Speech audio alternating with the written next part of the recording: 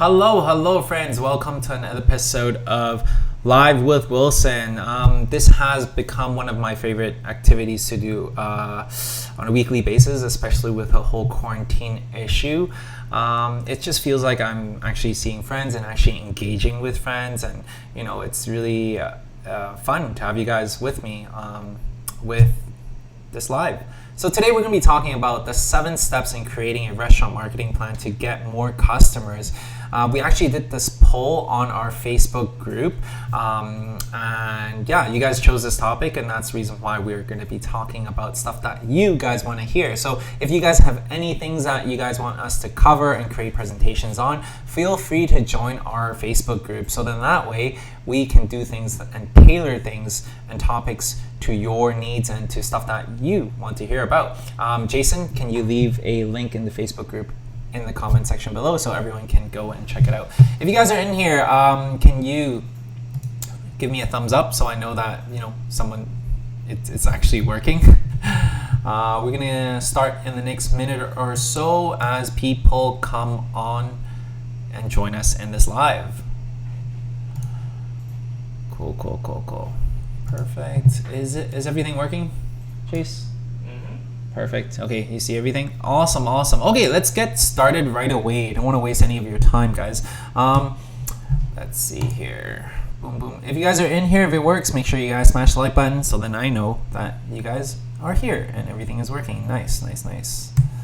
Okay, so the agenda for today, we're going to be talking about the step-by-step way to creating a marketing plan for your restaurant, so then that way we can drive more customers through the doors. And then we're going to be talking about my review on the current events. It's actually becoming something that I do quite enjoy, because now that we're actually looking through different articles, I can give you guys my feedback, because a lot of times people write these articles just for the sake of writing it, and it might not really be reflecting the truth.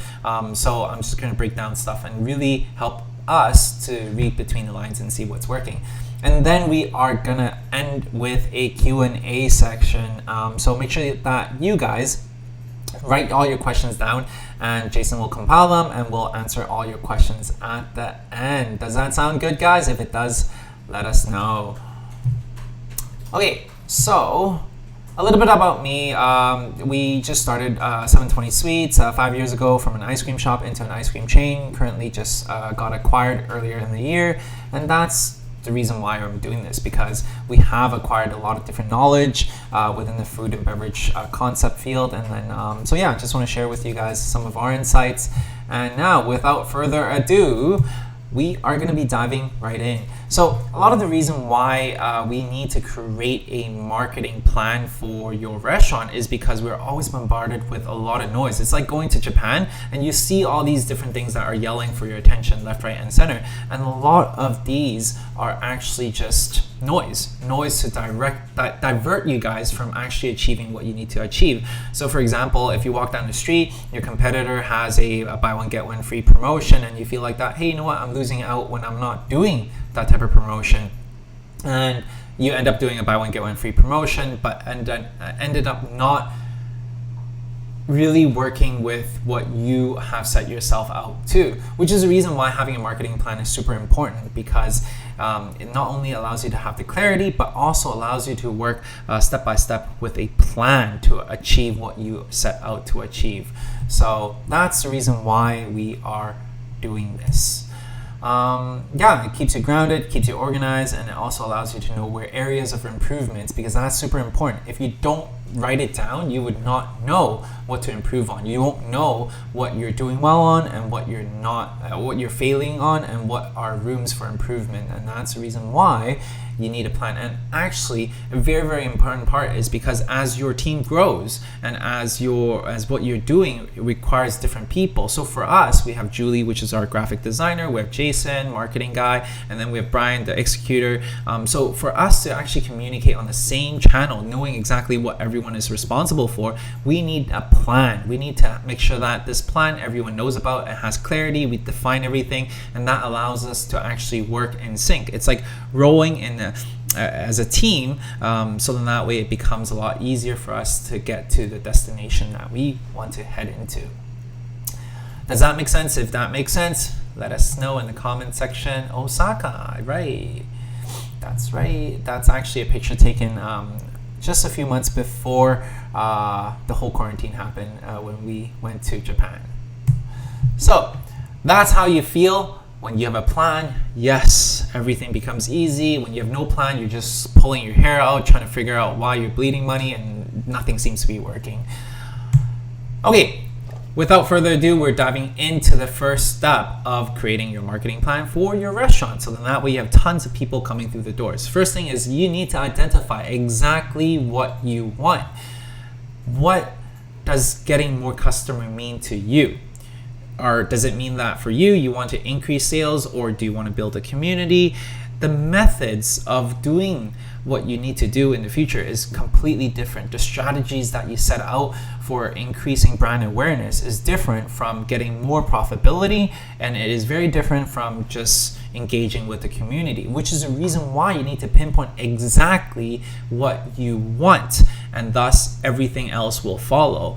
And just to show you guys what we do with 720 Sweets, our ice cream shop, is, this is an outdated version, but we identify exactly what our objective is. Our objective is to increase social media engagement and increase sales revenue. So by us really defining our objective, we now know exactly what to measure, which is basically the likes, the vanity metrics that would determine whether this is successful or not. And then for us, increased sales revenue is to sell 600 cups of ice cream, right? So this is just an example of what we do.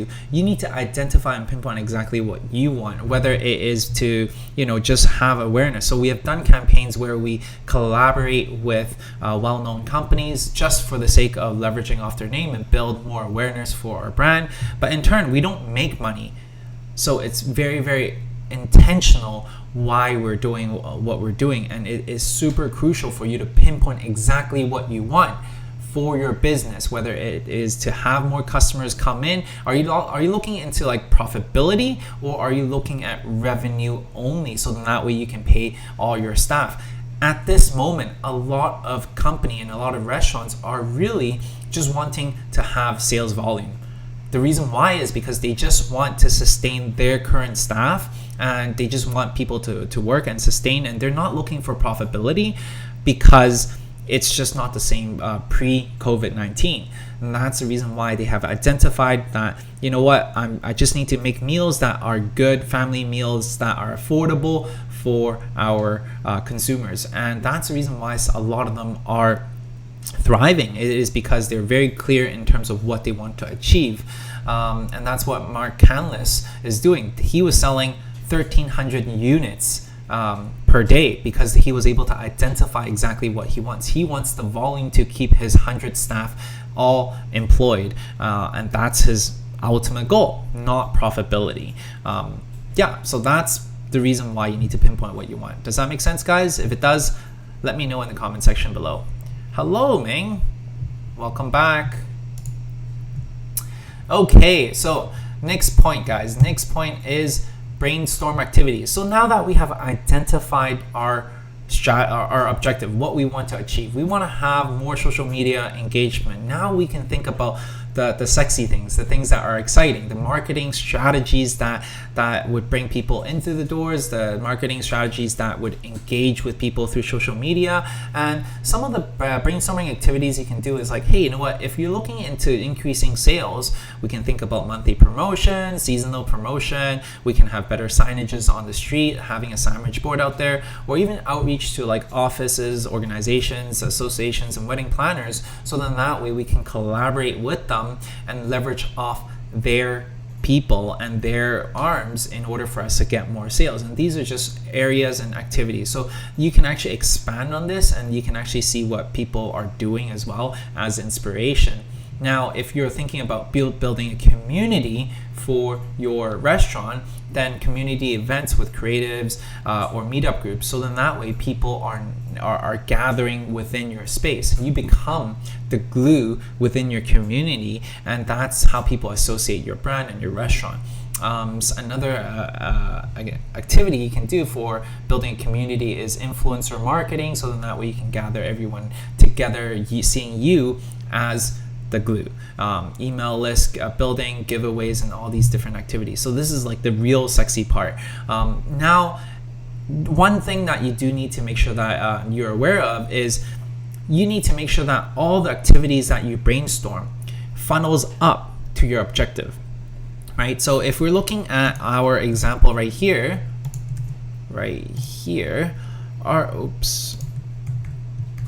our objective is to increase social media engagement. So if our activities don't align with this objective, then we know that we need to tailor and pivot our activities to make sure that it hits our objective. Otherwise, nothing really matters for that. Does that make sense to you guys? Let's see here. This is like tripping me out right now.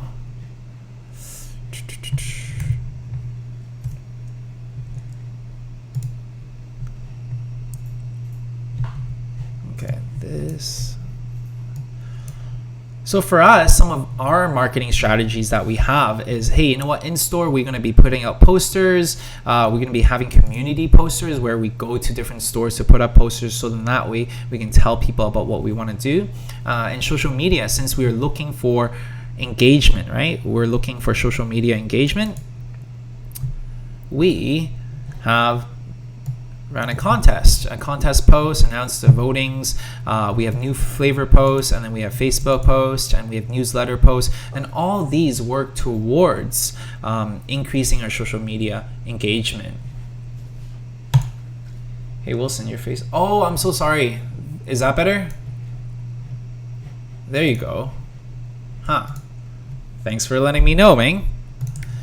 Yeah. So that's the reason why all the activities that you do need to make sure that we funnel it into our objective, which is the reason why it's super important to pinpoint exactly what you want. We don't want to jump right into having all these crazy ideas and like it's fun and all, but if it doesn't really achieve what we want to achieve, then we're not going to be able to hit the mark that we want to hit.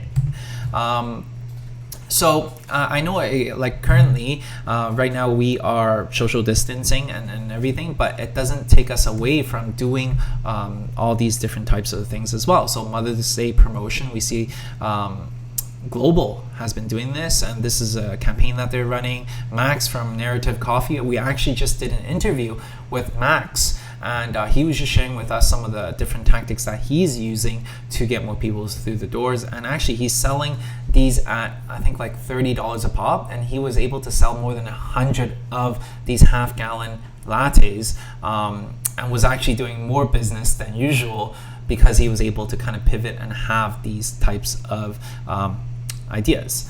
And then giveaway partnerships is booming with Noms Mag, so which is really, really cool stuff. So if you guys just think outside the box and tweak different initiatives to fit the demographic today, then that's what it really takes. Third step in creating your marketing plan for your restaurant is to choose your platforms. At the end of the day, there are so many different platforms out there. We have Instagram, we have Facebook, we have LinkedIn, we have TikTok, we have all these different types of platform and emails. You don't need to be on every single platform. You just need to be in the platform where your audience is hanging out. So if all your audience is on Instagram, then yes, of course you want to focus all your attention on Instagram promotion. But if all your audience is through emails, then of course you just want to focus on emails. You just want to do that one thing super well, because at the end of the day, that's where they hang out. That's for us, we choose to be on YouTube to share all these messages with you because that's where you guys are hanging out. You guys are looking for information on YouTube. You guys are not on LinkedIn. You guys are not on Facebook. You guys are on YouTube looking for information to help you bring people through the doors. And that's exactly where I am showing up, is on YouTube. So for you, if you're thinking about, hey, how can I get more people through the doors? Then you need to identify the platform that you want to dominate in. A lot of people make a mistake of trying to do all the different platforms because you see Restaurant A doing an exceptional job on YouTube. Great, now you're jumping on YouTube. You see Restaurant B doing an exceptional job on Instagram, then you're jumping on Instagram, so on and so forth. And at the end of the day, you end up jumping on all the different platforms, but when they're not in sync, when they're not working together and aligning with all the different messages, then unfortunately it's not going to work well for you guys. So definitely make sure that you go out there and dominate the platform where your customers are hanging out. So hopefully that makes sense to you guys. Like for us with 720 Sweets, all our customers are hanging out on Instagram, and that's the reason why we chose to really focus on building a really exceptional feed on our Instagram, because for us, our target market are millennials, and millennials, that's kind of where they consume their content, is on Instagram. Yeah, so hopefully that makes sense. If that makes sense for you guys, give me a thumbs up, or just let me know which platform are all your audience hanging out on. So then that way, next time, perhaps I can make a presentation specifically to marketing on your specific platform. And any questions, definitely throw it in the comment section. So then that way, at the end of the presentation, I can answer all your questions.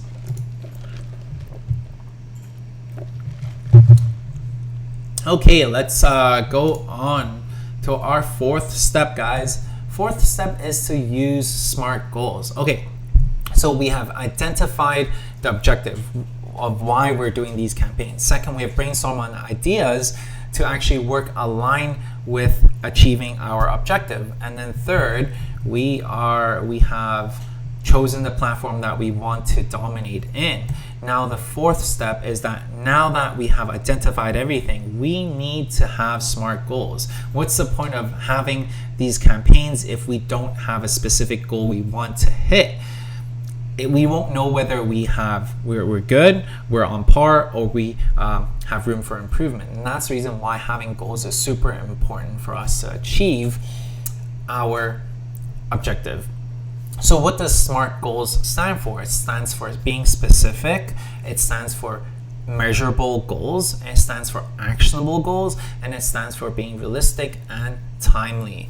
So at the end of the day, having SMART goals is not just any kind of things that you throw out there in the wall. You're like, hey, you know what, I want 50K in sales. That's not a SMART goal because it's not actionable, it's not timely, and it's not specific. It's only specific to the revenue amount, but then it's not specific in terms of when do you want to achieve that, or do you want to achieve it within a week's time, or within a month's time, or within the whole year. So being very specific is super important. So just to share with you guys some examples.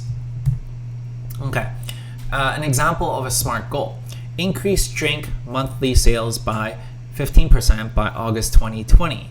So this is a very smart goal because it's specific. We're talking about specifically drinks sales. We're not talking about your food sales. We're talking about specifically drink sales. By how much do you want to increase your sales by doing these marketing tactics? Well, I want to increase it by 15%. Now you have a benchmark to see whether you're successful or not. Then you can tweak that. By when? You need to have a timeline for your SMART goals, because at the end of the day, it gives you a destination to hit and to actually push you to actually cross that finish line. And that's the reason why having a SMART goal is super powerful. Now, having these SMART goals is not a one and done all. And what I mean by that is it's not something that it should deter you from achieving it. It's a motivation for you to achieve these goals. Now you just need to think about, hey, you know what, for us to achieve this goal, what do we need to do? We need to train our staff to frequently ask for upsells. So these are the different tactics and different ways that you need to brainstorm to help you achieve the goals. Increase table signages of drink special, and these things all add up and play a role into increasing your sales by 15% by August 2020. Another example would be increase lunch hour sales by 10% by July 2020. Now, how are you going to be able to do that? Now you start brainstorming your ideas and tactics and strategies to help you get there by either reaching out to nearby offices, banks, large corporations, schools, and then more frequent posts on newsletter about lunch offerings. So you let people know about the fact that you have this lunch offer. Why is that the case? It is because we live in our own little bubble. We live in our own little bubble thinking the fact that people know exactly what you're doing and what you're up to. Just like this live. My partner Brian, he doesn't even know that I have and I still run my YouTube channel when I work with him almost every day. But yet I'm still having this YouTube channel. So it's really important for us to actually go out there and tell people exactly what we're doing and these lunch offers and so on and so forth, and actually keep promoting yourself, but in a way that works. You can't just promote yourself for the sake of promoting. You need to have an objective, and that's the reason why you need to make sure that you identify your objective right from the first step. Hopefully that makes sense to you guys. If it does, leave it in the comment section below. And to just show you guys another example of what we have done, facts. So Brian's actually in this live. So yeah, anyways.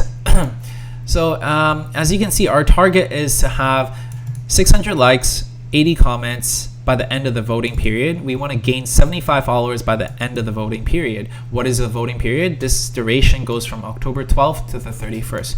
So we have identified exactly what the outcome would be in terms of what is the very, very specific. It is timely and it is measurable.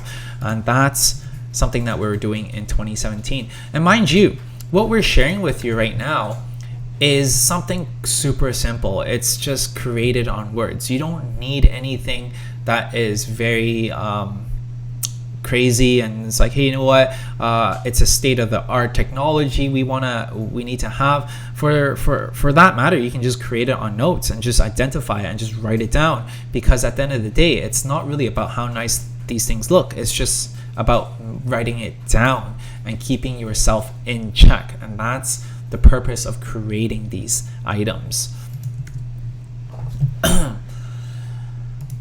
Great. Andre, we're going to be answering your question at the end. Should you have different strategies if using multiple platforms? That is a very, very good question. And to give you a short answer, yes, you should have different strategies. And I'll cover exactly what the strategies are for each of these platforms, because that is very, very, it really determines the success of your message. So you definitely need to have different strategies for different multiple platforms. And I'll dive into that at the end when I'm spending more time on that.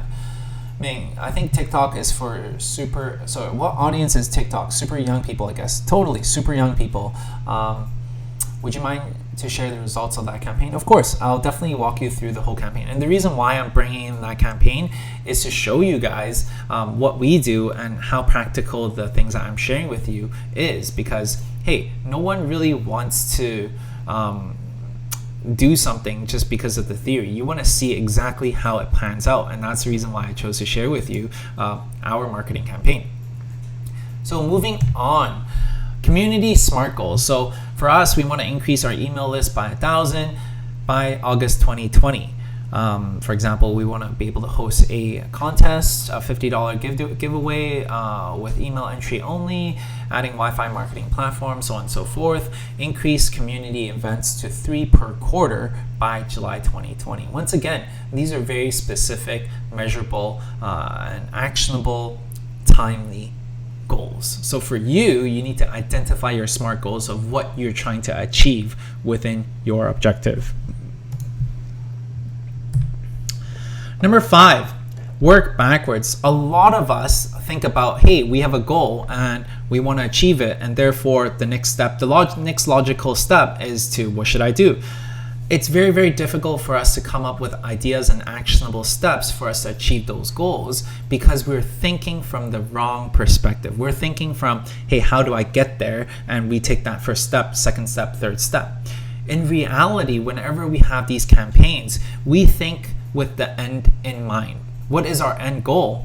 And then from there onwards, how the next step backwards, what does it look like? We need to visualize what does it look like from the end and slowly work backwards, and to identify each and every single milestones that we need to hit in order for us to achieve the end goal. So we are going to reverse engineer the whole thing back to our current position. So hopefully that makes sense. So whenever we're thinking about marketing plan or doing any project for that matter, we need to think of the end in mind. And that's exactly how I run all my businesses, is to have the end in mind. So for example, with working with Nespresso as our partner, I have the end in mind.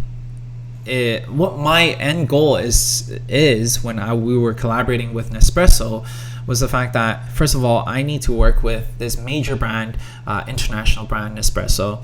I'm not looking for money, I'm looking for brand awareness. I want them to sponsor us and have their machine in our marketing campaign. I want everyone in Vancouver to know that we have collaborated with them, and that was the end goal for me. So identifying that allowed me to actually work my way backwards to approach Nespresso, to approach them and present them with promotional plans and a collaborative proposal, one that is becoming a win-win situation, and for them to actually work with us. So it was a lot of like backwork and engineering that we were able to do to achieve their end result. So having that mindset of working from the end in mind is super, super crucial for you to create a marketing plan that works. So to give you guys an example, we need to have that end goal, map it out, and it's something that you can visualize, because if it's everything in here, it's very, very difficult to comprehend what you're trying to achieve. And that's the reason why we have that marketing plan that we've worked out. So you need to identify, and some of the items that you want to identify would be, for example, milestones. What are some of the critical steps you need to hit in order for you to achieve your goal? Assets that need to be made, whether it be promotional items, whether it be social media posts, whether it be newsletter write-ups. You need to identify all these things. You need to go through the cycle and go through the logistics of how you want your customers to go through. What does that experience look like? And after you're able to identify the experience, then you take out each of the components that they're going through and you manufacture these different components. And that's what I mean by creating assets for your marketing campaign.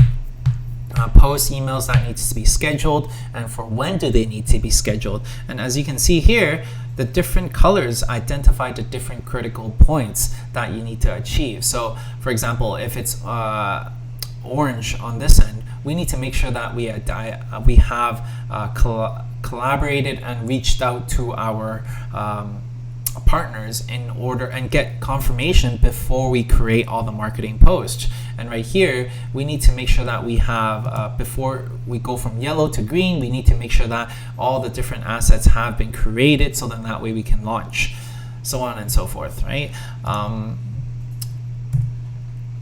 So for us, let me show you our timeline. Okay.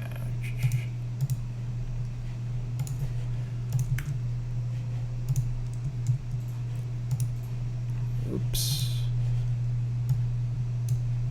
Okay. So as you can see here, some of the key dates. Finalize the 2 ice cream flavors. Campaign starts. Voting contest duration. Voting contest announced. The new flavor. The campaign ends. So these are just some of the key dates that we talked about. But then of course we have a lot more different in-depth items that we need to have. We need to create our newsletter. We need to create our new flavor posts, contest posts, and the different posters that we need to create. And we are identifying all the different items here in order for us to get ready for our launch and to finalize everything. So having this allows us to work backwards in order for us to achieve what we want to achieve, which is this: increase social media engagement. This is the target.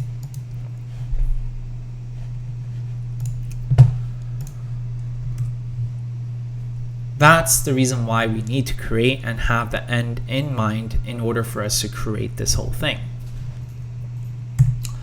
The next step is to make sure that we execute and we track. A lot of people make the mistake of creating a marketing campaign, but they don't have proper measures in there in order for us to track, which is the reason why we created SMART goals. The SMART goals are measurable goals that allows us to see how far are we away from what we intend on hitting. For us, it was 600 likes and 80 comments. So we track that from before we start the campaign to the end of the campaign to see, have we achieved the 600 likes? Have we achieved the 80 comments that we want to achieve? And this allows us to track it, right? And we also need to make sure that there are timely deadlines, because for us to achieve 600 likes, it could take us a month, it could take us 2 months.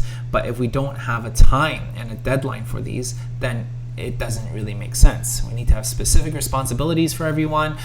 So for our campaign, we need to work hand in hand with basically all our team members in order for us to execute properly, whether it goes from design to prints to actually bringing our banners to our retail locations, to putting it up, to communicating with PR and all these different things. We have very, very set schedule of who needs to be doing what.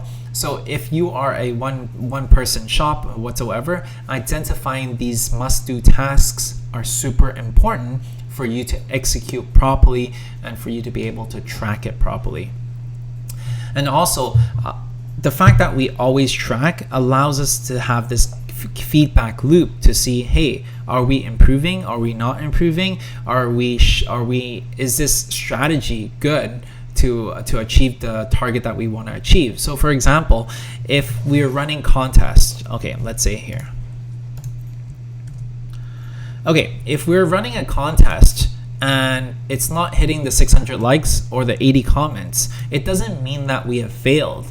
It just means that running a contest doesn't work specifically for the metric that we're going for. And therefore, for the next time, we're going to come up with a different plan, a different strategies and different tactic in order for us to achieve this. It could be a liking loop. It could be a giveaway instead of a contest.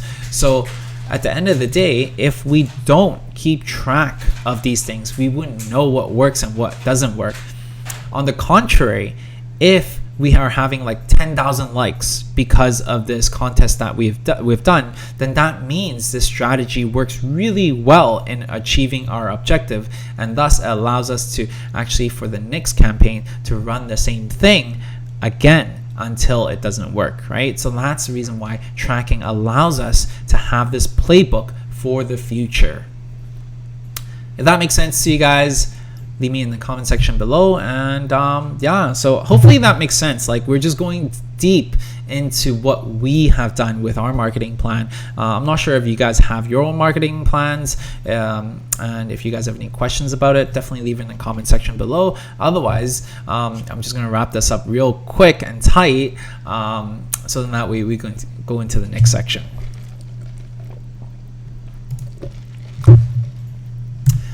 Okay, number 7. This is the fun part. Reiterate and repeat. Exactly what I was saying previously. Knowing exactly what works and what doesn't work allows us to reiterate and repeat what has worked. And for us, collaboration has been working like a charm, because every time we collaborate with a brand, and we're able to get a lot of noise, and as a result, we are able to have more sales. And thus, that's exactly what we did. We iterated and we repeated these different campaigns. As you can see in Espresso, we did one with Vitasoy, and we had one with our new cups, our new flavors, and all these things are as a result. These are these are calculated risk and calculated campaigns that we're doing as a result of previous campaigns that we have done. It validated the fact that, hey, this is working. Let's continue doing this. Now let's see where are rooms for improvement, and therefore let's make it better. And that's exactly what you need to do with your marketing plan, is to reiterate all the time, and so then that way you can repeat the success that it brings you. And in turn, allows you to actually get more and more customers through the doors. And that's the whole point of the game, is to test it out, see what works, what doesn't work, and repeat stuff that works. That's the essence of why we need to do what we do. And in 7 steps, you're able to create a marketing plan that actually works.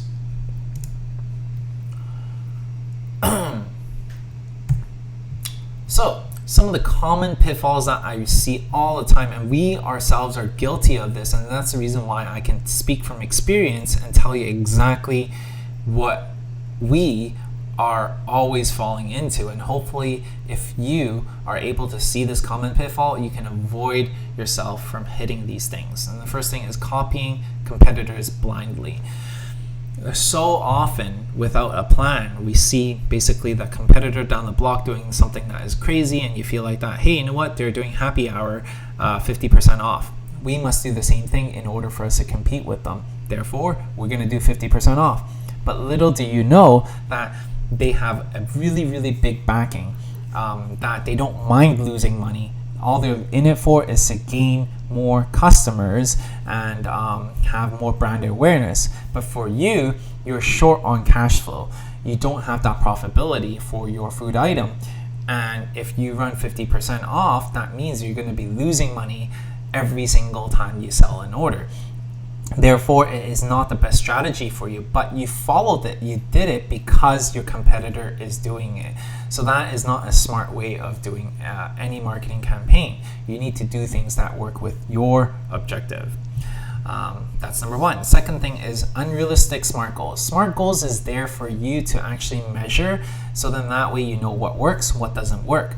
If your SMART goals are not realistic, it defeats the purpose of creating a SMART goal to begin with, because hey, if it doesn't really serve the purpose and it is just outrageous, let's say for example we're looking for 10,000 likes and 50,000 comments.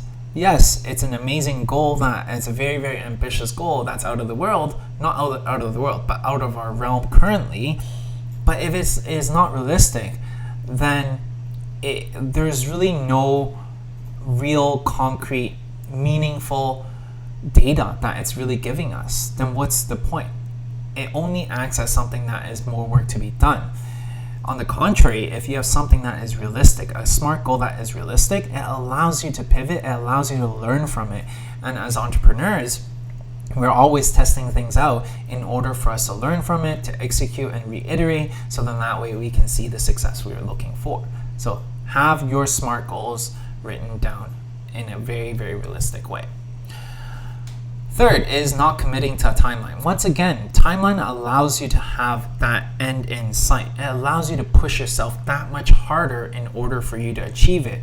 Whereas if you don't have a timeline, if you don't have a deadline, it is so easy for people to lose steam, lose motivation, and not really having a goal to fight for. And that's the reason why whenever, and you can see that happening in human nature, that whenever we're given an assignment from school, no one really works on it until the last day or the last night of when the assignment is due. It is because there's a deadline and we need to fight our way in order for us to achieve it. Imagine an assignment with no deadline whatsoever, and the professor is just like, hey, you know what, send it to me when you guys are done. I don't think anyone would actually complete it. It is because there's no deadline. So having a deadline allows you to actually push yourself through to meet these goals and objectives. Being on every platform, once again, being on every platform really overloads you, especially for solopreneurs and mom and pop shops that are just starting out. It is overloading because every platform has their own strategy and their own reiteration to really perform. So if you're really wanting to actually dominate every single platform, you actually need a big team to do that because they have their own insights. To give you an example, with YouTube, YouTube's content can range from anywhere from 10 to 20 minutes, and people are okay with that because they're in it to learn. They're in it to be entertained. They're in it to actually spend time and to watch something. And that's the mindset people are prepared for when they're on YouTube. And that's the reason why you guys are still here. Whereas if it's on Instagram, our scrolling habits are just scroll until we find something interesting. We spend around like 10 to 15 seconds reading the caption or the images, and then we continue to scroll. So we're looking to be entertained. We're looking to be inspired from these posts. And it's a very different thing from a Pinterest content. Pinterest content is looking for something to do. You're looking for an example of what someone has completed, and you want to go out there and do it yourself and to get inspiration as well. And so the types of content that goes into these different platforms are so intentional and are so different, and different ways of packaging it, so then that way it's appealing to those demographic. And so it's really detrimental to your brand if you're on every single platform when you're not ready, because it just shows that you're not a good brand, and it defeats the whole purpose of you being on all these different platforms. Not tracking properly. Once again, if you don't track properly what you're doing, then you would not know where your areas of improvements could be. You wouldn't know what the benchmark is. You wouldn't know exactly what you're doing. So tracking allows you to improve. Tracking allows you to know what's working and what's not working. Not having good foundations. Foundation is key to your success, okay? Guys, we're talking about marketing today, but as a lot of my followers have been knowing what I preach, is always have your alignment, and always state what you stand for. Have your values up front, have your story, and connect with your customers. Connect with them, have your own community before you do any other marketing, because if you run a marketing campaign right off the gate and it doesn't work, and it's just defeating the whole purpose, it just doesn't work, it's just a waste of time. And I'm telling you this from experience. So definitely having foundation is key to your marketing success. And last common pitfall that I see is not batching campaigns to save resources. And this one is something that is basically an insight of someone that has been doing it for many times. So if you have been doing a lot of different campaigns, you need to find that groove in batching your campaigns, batching exactly what you need to do, and actually plan everything out all at once instead of working on it step by step, because it becomes very difficult when you're working on it step by step, because you're basically putting out fires in your business. You're working in your business 9 to 5, actually 9 to 9 for that matter, and you really don't have time to work on these different campaigns if you don't batch it. So something that has saved us a ton of time is, for us, is to batch these different campaigns, to save the resources, to save the work, and be as efficient as possible. So these are the common pitfalls, and that is how you create a marketing plan that drives customers through your doors. If you guys have any questions about this, leave it in the comment section below, and I'll gladly answer it at the end of the presentation. Should we build our own marketing team or outsource the marketing part at the beginning? If it's about building our own team, how much people should it be? Oh, totally. You know what? I highly recommend that you build your own marketing team to begin with, especially for the listeners that are on this channel right now. A lot of you guys don't have tons of budget to throw in marketing teams, and anyone out there, agencies that take on restaurant as a kind of business to help them market, they're charging thousands of dollars. And at the end of the day, you are the only one that has true insight into your business, and it becomes so much easier for you as you continue to work in your business and have different ideas, because you know exactly what works and what doesn't work, what really hits your customers' pain points, what really hits them in the heart. Like, for example, when that customer comes in and you're like, hey, how's it going, Rob? Long time no see. How's the family doing? And that is that connection that you're able to have with your customer, which an outside marketing agency would never have, and they won't understand the insights of what really works in your specific field. What kind of campaigns do you recommend for Bubble Tea Cafe? I will go into that in detail at the end of the presentation. Definitely keep those questions coming, guys. I would be happy to answer it at the end of the live. Yeah, are you guys still here? If you guys are here, smash the like button so I know that, you know, I'm not just speaking to air. So speaking on the note of good foundation, it is super crucial to have a good foundation. And for those of you that don't know about what I really preach, is the ACE formula. But before we get there, and I'm just going to give you a recap of what is the ACE formula. Definitely watch these two videos, Restaurant Social Media Marketing in 2020. It's huge. It allows you to actually understand more insight. Definitely in the link below. Check it out. We also have another video to show you guys, are you guys really set for starting a restaurant? Because we are definitely a different breed, and it's not as easy as what it seems like out front. So definitely check out that video to see if you're cut for the restaurant business. So as I was telling you guys, ACE formula. So what is the ACE formula? It's something that I've followed and something that I personally use. Is my formula for success. I've created a tutoring company. I've created a carnival games events business. I've created a brick and mortar shop, ice cream shop, and all these different types of business. And it all really comes back down and boiling everything down into this formula that I personally follow. First of all, it's align. Definitely stake your claim.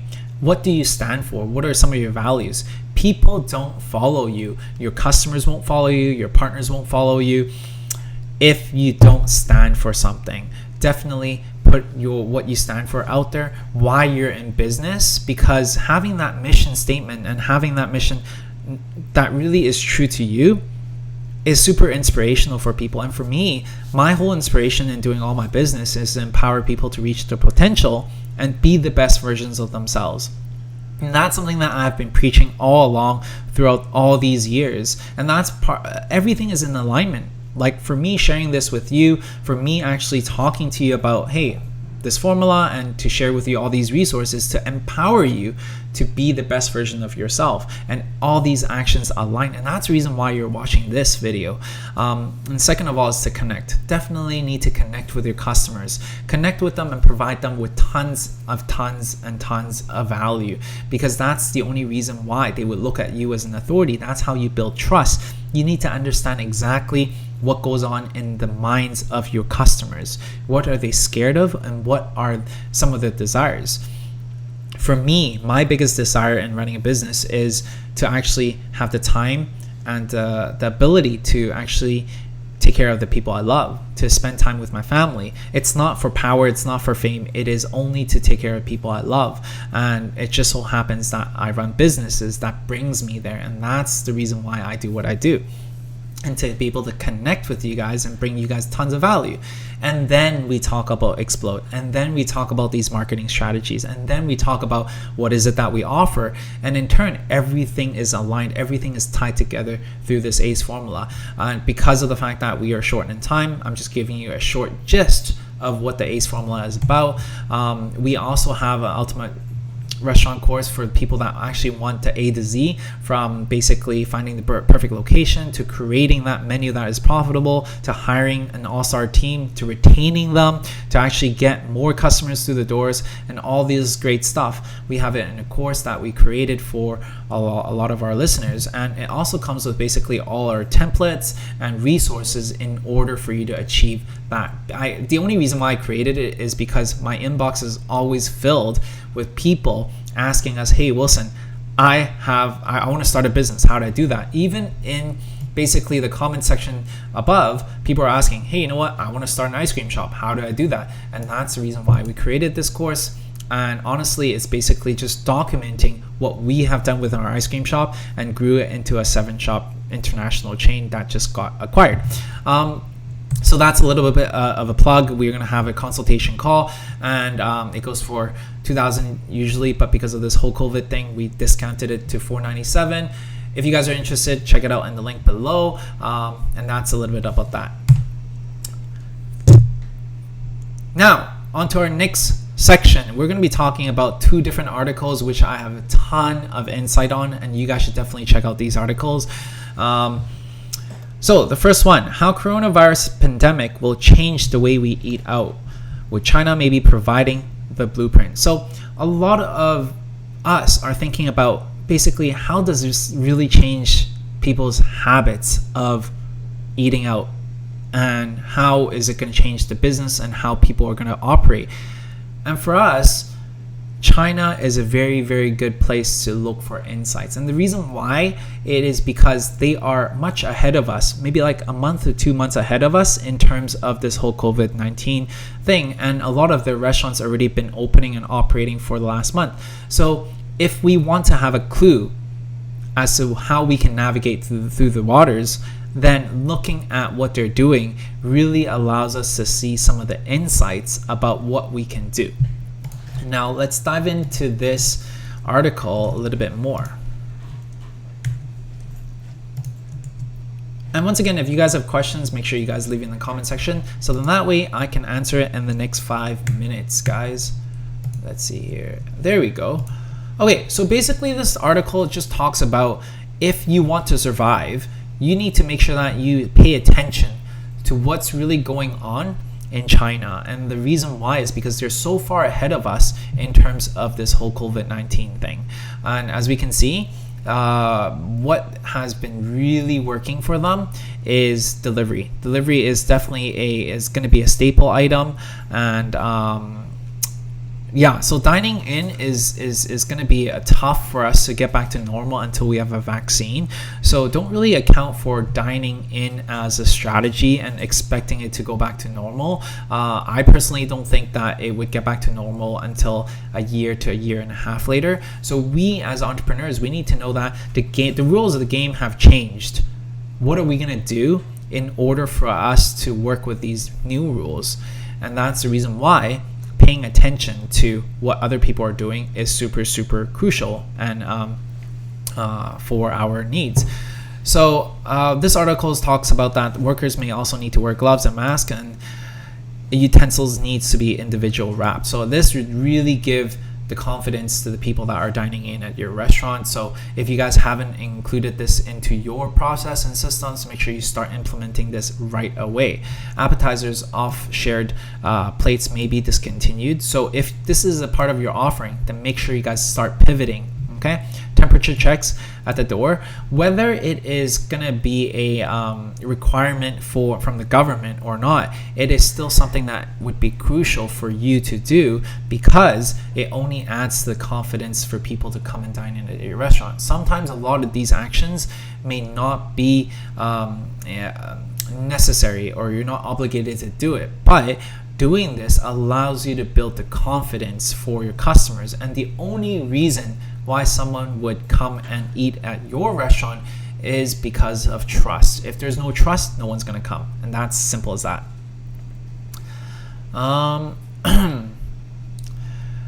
So companies will offer more takeaway and delivery as a focus because of safety. Curbside pickup is definitely a must. And then let's see here. There's one more thing that I do want to pick up, is the fact that a lot of different restaurants that I see, and it really key, is really offering items from your menu that are customized to the environment today. And what I mean by that is having items that are cheaper in the cost, is because so many people are unemployed right now, so they're much more cautious about how much they're spending. So if you're used to spending like $50 per meal, or that's what you're catering to, then maybe you want to tone that down to $25 a meal and really change up the menu. And we're seeing even big chains do that, even Pizza Hut, KFC. So what that means is that as smaller restaurants, we need to make sure that we have customized menus, and we need to adapt to it. Because if these big companies are adapting and changing their menus, it is much more difficult for them to do that, because they have thousands of stores out there and all their systems are all interlinked. So if they were to change something, it is much more difficult. Yet they're still investing in doing that, and that just shows us a sign that for us small pop and small businesses, we need to adapt right away and change up our menu. So that's pretty much about it about this article. And once again, it's going to be in the link. Jason's going to share that. And also, we see that people are going to be regularly to the supermarkets. People are going to be filling up with their freezers. So what that means is that we do see restaurants out there actually selling their DIY home kits, because they're just pivoting and changing their offering in order for them to fit the customers' spending behavior.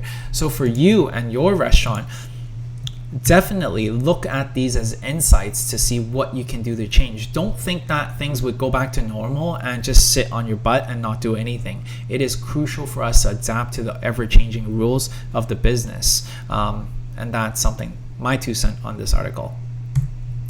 The second article is Reservation app pivots to fancy takeout to keep restaurants running. Okay, so this article basically just talks about how Talk to Go is pivoting and really taking a lot of market shares because they're able to cater to restaurants' needs for delivery as a service. And at the end of the day, this article basically talks about something that has been going on like tremendously. We're talking about flagship restaurants to about 75% of its previous revenue just by having delivery as an option. So this is just another, I guess, like validation for you to make sure that you start pivoting to the ever-changing new rules. As we can see, we're talking about this fine dining restaurant that offers $250 per meal to a $35 dinner to go, and they sell more than 1,200 units per day.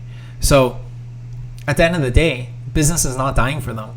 Business is actually booming for them because they're able to change and adapt to the changing rules. So for you, that's the essence of today's message, is the fact that we don't have a normal to go back to anytime soon. We need to adapt to the ever-changing rules, and if you don't adapt, you're gonna die. Simple as that. So the message is really, let me show you guys.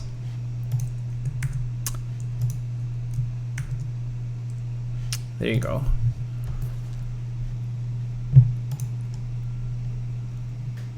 The message is really to pivot and to actually work towards the changing of the rules. And as you can see here, because this restaurant is adapting, they're doing twice as many covers as it did before the pandemic, taking in more than $50,000 a week, guys, compared to the nearly $80,000 before.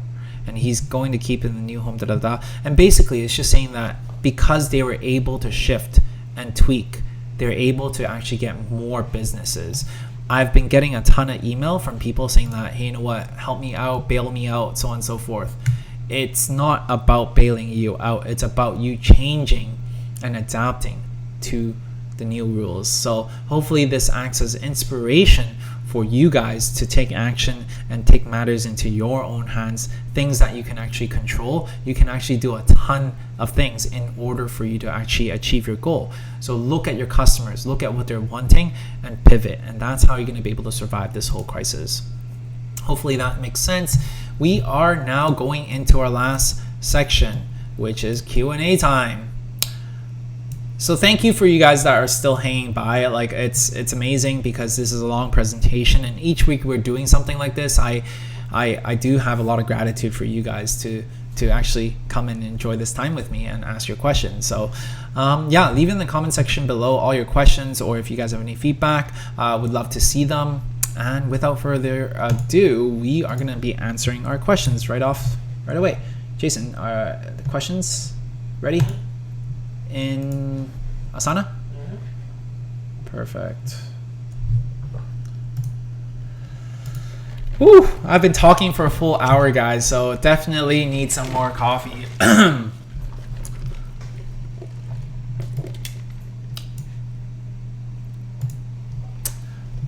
Let's see here. Okay, so we're gonna start with Christabel's question.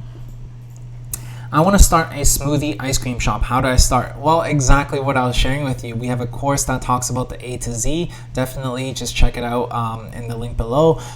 It's much more complicated than just a Q&A section. I can't really answer it right now. But basically, identify a need in the market, fill the need, and you're good to go. Simple answer. Andre, should you have different strategies using multiple platforms? Andre, I really hope you're still here, and thank you for your patience. So definitely I'll go in depth into this right now. So multiple different platforms have multiple different strategies. So for example, with Instagram, you need to make sure you have super highly appealing pictures, because we need to get into the mindset of someone that is scrolling on Instagram. They're looking at so many different pictures. We're looking at butt pictures, we're looking at like really appealing food pictures, we're looking at friends pictures, we're looking at highly produced pictures, so on and so forth. So if your picture is not nice, it's not appealing, there's no reason why people would want to like click into it or like read the caption.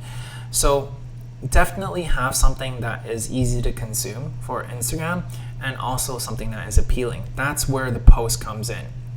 Whereas the story section of Instagram is some place that you need to post something that is raw, behind the scenes thing. So if you're thinking about it from a movie perspective, the Instagram post is like a trailer. You want to have a trailer there. But the Instagram stories is where you're going to be putting your bloopers, your behind the scenes. And that's what a lot of people like following. They like seeing behind the scenes because it's raw, because it's real, it's authentic. That's how you're going to be able to actually gain a lot of followers and actually keep them engaged, by sharing behind the scenes through Instagram stories and by posting trailers on Instagram post. Now you may be thinking about, hey, so Wilson, what kind of content do I post on story to be authentic? What are some of the behind the scenes? Well, you can actually have your chef, for example, go out there. Let's say, for example, your chef goes out there and purchases from the farmer's market every single week. Well, then get your chef to actually hold their phone and see the process of how he goes out there and shop for fresh ingredients at farmer's market. Not only does that give you credibility of how your restaurant really supports the local farmers, but in addition, it really shows the behind the scenes of the logic and how the amount of care your chef goes into preparing a meal. And then another example would be if your chef were to shoot how they're preparing the ingredients, because people would want to see, oh, well, what's really happening behind the scenes. I don't see it, I only see the finished product. So it'd be really cool to see how they prepare the meal. And these are just examples of some of the behind the scenes which you can create and share with your customers. And that's very specific to Instagram. This does not work, for example, on TikTok, because TikTok is more on something that is a lot more younger. You need something that is appealing and engaging to your customers. So TikTok requires you to actually rehearse and so for example, when you're on TikTok, you see these people dancing and coordinating to the beat. It's like a 10-15 second video. A lot of them actually take hours to produce just for those likes. And at the end of the day, you don't have hours to prepare a 15-second clip. And it's just very, very difficult to create that. So that's the reason why I wouldn't suggest you being on TikTok, but we know exactly the mindset of what people are going through when they're scrolling through TikTok. So they're looking for something engaging, something novel, and something innovative. So if you have something that, let's say if you really want to be on TikTok, then maybe having something that let's say, for example, if you're running a bar, then having your bartender do some bar tricks and then post it on TikTok. That would be the type of content that is suitable for TikTok. Hopefully that answers your question, Andre. Let me know in the comment section below that if it makes sense or not. Otherwise, I can elaborate a little bit more or talk about specific platforms that you want to cater and create content for.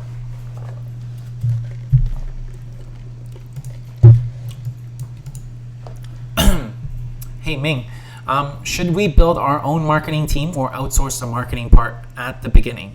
If it's about building our own team, how much people should it be? Very good question. I highly recommend building out your own team, even if it's only you or you and your partner. You don't really need to invest in really, really highly produce and high profile agencies to begin with, because those are really for people who have higher budget. They usually cost around like at least $1,000 to $2,000 just to begin with their package. So that's the reason why I would really like building our own marketing team. And that's exactly what we did as we started off 720 Sweets, and that's exactly how we've did that from the beginning to the end, is that we have our own team. We're able to onboard a really an amazing talented designer, Julie, and Julie has been doing it all from the get-go. And although Julie didn't start off as a marketing coordinator, she has that thirst of knowledge, and she's really good at finding out information online, and that's the reason why we're able to build that team from scratch and to actually learn everything. So for you, I would highly recommend building your marketing team because you have all the insights about what clicks with your customers and what doesn't click with them, what provokes them, or what is it that makes them super excited, because you talk to your customers every single day. That's the reason why you are basically the best marketing team for your business. Now, in terms of how many people should it be? Well, I think maybe 1 or 2 is good enough. One that is a little bit more creative, one that can actually take pictures, are a little bit more in tune with social media, and that actually knows how to communicate through these different platforms, and another one to actually help you execute on basically all the different campaigns that you have your ideas on, and that would make a really, really good combo. For us, we started off with myself, which is someone that comes up with the idea and collaborate with Brian. Brian's our project manager, and he does all the execution with the store level. And then we have Julie, who's basically the designer, and we work as a really good team to build out all the different campaigns that you see for 720 Sweets. Hopefully that makes sense for you, Ming. If you want more clarification, in the comment section below, and I will answer a little bit more. Hello, Halil. Yeah, from Istanbul. That's so cool. I was watching this show called Fuda from Istanbul on Netflix. Super amazing, cool show. Fuda. I think it's called Fuda. This one. Yeah, it's really cool. Next question. Kazuki. What kind of campaigns do you recommend for Bubble Tea Cafe? It really depends. Hopefully that makes sense, Ming. If it makes sense, or if you want me to clarify a little bit more, I would love to do that. Kuzaki. What kind of campaigns would you recommend for Bubble Tea Cafe? I see a lot of people do buy one get one free. We sell bubble tea as well, so some of the campaigns that we have done are buy one get one free, just so that way we can let people know that our ice cream shop sells bubble tea, and that's the reason why we do it, not to make money. We do 50% off for the second cup for happy hour.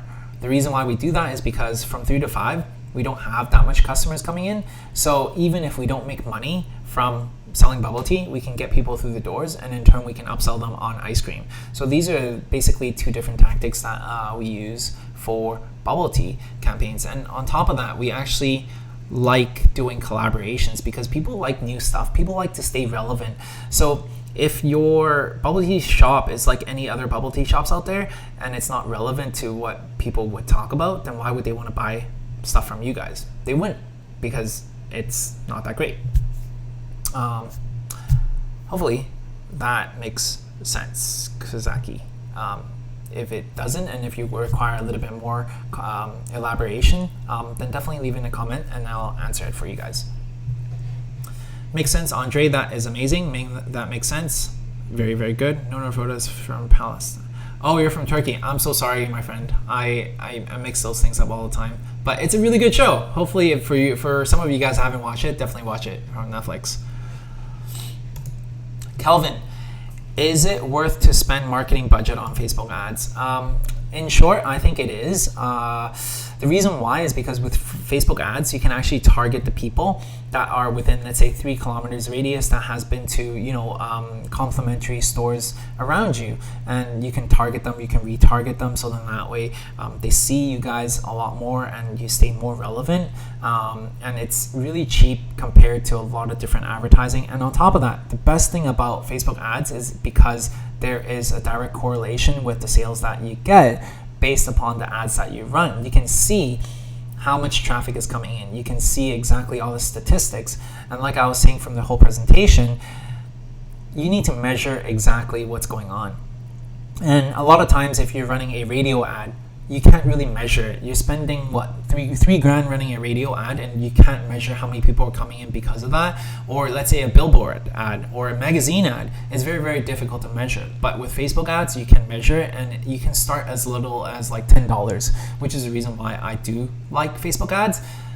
But with this caveat, we talked about alignment, connection, and then explode. Facebook ads fall into the explode section, the marketing, the sexy part. if your business doesn't have alignment, if your values are not clear, if you don't connect well with your customers, there's no point of running Facebook ads. It's just a waste of money. So definitely get all your ducks lined up before you work on your Facebook ads. Once again, Kelvin, if it makes sense, let me know. If you want more elaboration, let me know as well. Josh, what are some marketing strategies to get people to try something new that is not commonly recognized throughout the country population? So at the end of the day, when you are doing any types of marketing strategy, you need to understand why. Why is it that your customers would be incentivized to try out your product? At the end of the day, you need to understand your customers very, very well. What is it that they like? What is it that they don't like? I'll give you an example. With our target demographic, we target this person called Michelle, and we created this person. And Michelle is basically a 16 to 20-year-old graduate student or still in university, and she likes to be in the world out there, try different things out. She likes to travel. She likes to purchase from Aritzia, Lululemon. She likes to have meaningful conversations. She also values social status with her friends, and she wants to be the first one to always break the news of what's the most relevant to her friends. And that's the reason why when we're thinking about, hey, how can we crack this person? How can we bring something that is relevant to this person? We're thinking about their upbringing. We're thinking about basically what are some of the brands that they're associated with, what are some of the brands that she grew up with. And in turn, we came up with Vitasoy. Vitasoy is basically one of the biggest beverage brands in Asia. Vitasoy, that for some of you guys that don't know. And anyone that has been brought up in Asia or is Asian would know about this brand. It's like a childhood brand that's out there. It's like Coca-Cola, but in Asia. And so a lot of people know about this brand. So we decided to collaborate with Vitasoy and create a special ice cream specifically with Vitasoy that goes into our ice cream. And in turn, we created such a big noise because we know this really hits our target demographic. Our target demographic, Michelle's, they're Asian, they know exactly what this brand is, and they grew up with this brand. And so in turn, it created a lot of noise throughout this crowd. For you and your marketing strategies, you need to actually understand who you're catering to and bring what is relevant to them into their lives. That's the trick with any marketing strategies out there. Does that make sense, Josh? Let me know. How much percent should we spend on marketing from the revenue? I would budget anywhere from 5 to 10%, depending on basically how aggressive you want to be. At the end of the day, I talk about it in one of my videos, is the fact that you would always want to account for marketing budget, because if you're the type of person that overspends on marketing all the time, and that's me, then having a budget in mind and setting a hard cap allows you to be more resourceful and to actually be like, hey, you know what? I only have $1,000 to spend. What kind of promotion can we do? What kind of marketing campaigns can we run? Vice versa. If you're the type of person that is really just don't spend too much on marketing and are not really aware of it, then budgeting 5% of your revenue, whether it be $500, $700, and really being cautious to spend that amount would allow you to actually go out there and try different things. So in that way, it forces you to be creative, it forces you to not be complacent, and it forces you to take chances and risks. So having a set budget is key in building your business. So either 5 to 10%, I would say, depending on how healthy your cash flow is.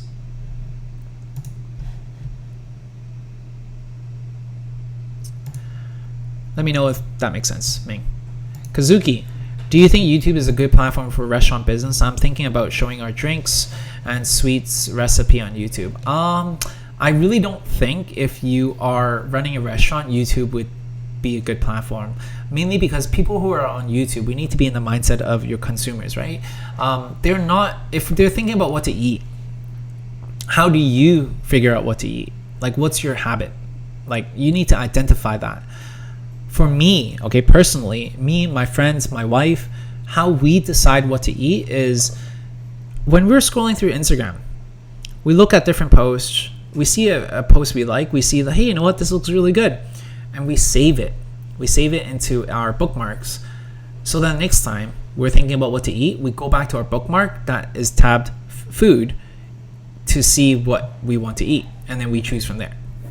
And that's just how we purchase, and that's how we consume and decide where to eat. It may be different for you, but I don't see a big trend in people who are on YouTube who actually, how you would actually entice people to actually eat at your place and your restaurant. Because, for example, if you think about one thing, me and my wife, we're thinking about what to eat. First thing we do is we don't go on YouTube and search for what are some of the good foods to eat in Vancouver. It just doesn't happen like that.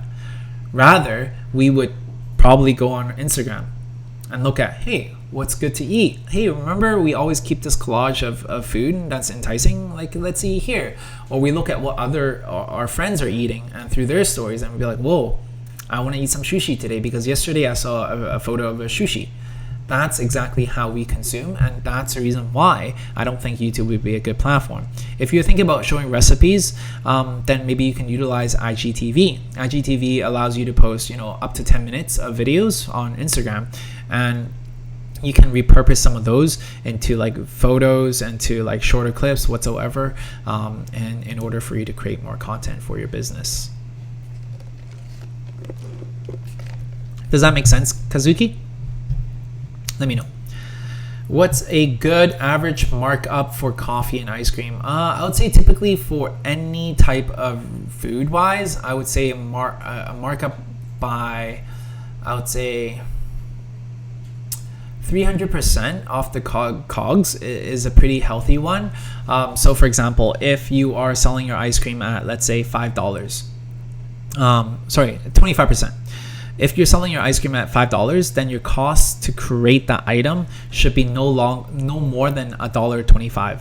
Okay, 25% for your cost of goods sold is what you really want to be able to fight for, because you still need to account for rents, you need to account for labor, and you need to account for your profit. Your profit should be, I would say, anywhere from, for coffee and ice cream, anywhere from 8% to 15%, and overall as a business, anywhere from 10 to 15%, you should be like happy, right? Because a lot of coffee shops and restaurant, we're looking at roughly 5 to 10% margins only, right? So if you don't have enough margins with your items, then you are gonna be in trouble, because when you look at the numbers, it wouldn't make sense. And that's how a lot of people fail. They don't even know that they are failing, because every month money's coming in, money's going out, but it just doesn't seem like you're making much. But then yet you feel like, oh wow, but I'm making money, but how much am I making?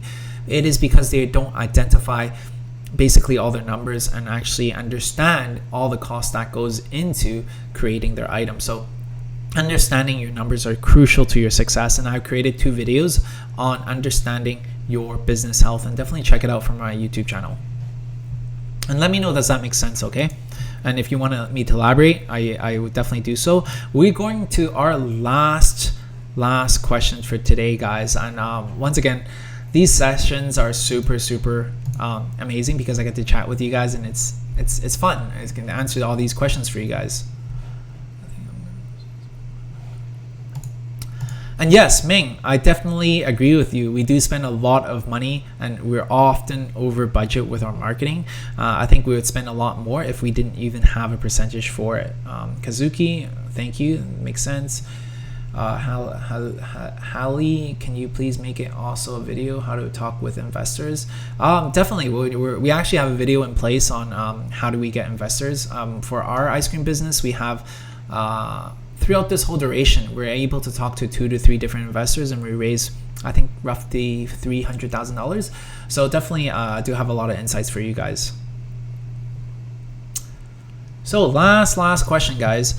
What type of marketing would you suggest on Facebook for a restaurant? It seems all my customers are on there. Okay, that's great. If you know that all your customers are on Facebook, then actually, yeah, let me find that resource for you. But yeah, Facebook is more generally speaking is a little bit more of an older demographic. Like my mom and my dad, they're on Facebook. And as you work down the chain, like for myself, I'm mostly on Instagram. I'm like 30 right now. And as you go into like the Gen Z and the millennials, they're on TikTok, they're on Snapchat, they're on IG as well. And so Facebook specifically a little bit more on the older demographic. So I think having content that is roughly 3 to 5 minute bite size and longer formed content, even written content, is really engaging for them. And as a restaurant, I would highly recommend you guys have a Facebook group that basically for you to share your insight as a restaurant about how you run your restaurant, some of the recipes that you're doing, and give it to your customers like a VIP section where they feel like they're inside the loop. That's how you can connect with them if that's where they're hanging out. So having a Facebook group and engage with your customers there is really beneficial for your type of content and your marketing strategies. Hopefully that makes sense. Yep, so this wraps up this week's live. Once again, I'm going to be here next week, same time, 11 a.m. PST on a Tuesday. I hope to see you guys there. Once again, leave me in the comment section your questions, leave it in the YouTube. We also have a Facebook group, so definitely go into the Facebook group, leave a section, engage with us there. Jason's going to leave us the link down there. And once again, if you guys have any questions, once again, I'm always here for you guys. And yeah, the course once again is $497. We're going to be taking this course down very, very soon because we were revamping everything and the prices would go back up to $1997. So if you guys have any questions, leave it in the comment section below. Otherwise, I'll see you guys in the next video, and that's the end of our live.